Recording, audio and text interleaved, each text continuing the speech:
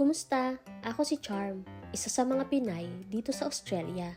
Share ko pala yung monthly expenses ko dito. Bali $500 pala yung binabayaran ko dito monthly. Pero weekly talaga kami nagbabayad. Grabe 'di ba? Halos pambayad na ng kondo yun sa Pinas. Pero okay lang yun.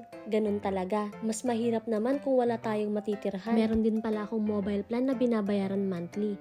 Bali $120 kasama na yung mobile data na 40GB. Punta naman tayo sa pagkain. Bali $50 ang budget ko weekly.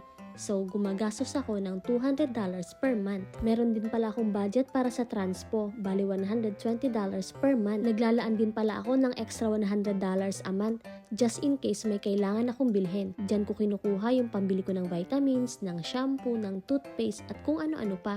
Idadagdag ko na rin pala yung loan na binabayaran ko sa Pinas. Bali $270 yun a month. Syempre meron ring budget para sa pamilya natin sa Pinas. Bali naglalaan ako ng $300 to $350 a month. Pero minsan mas malaki pa dyan. Pero hindi naman yan lagi. At saka dalawa pala kami ng ate ko na nagpapadala sa Pinas. At saka alam nyo ba, yung magulang namin sa Pinas, hindi yun nagchat-chat para humingi ng pera.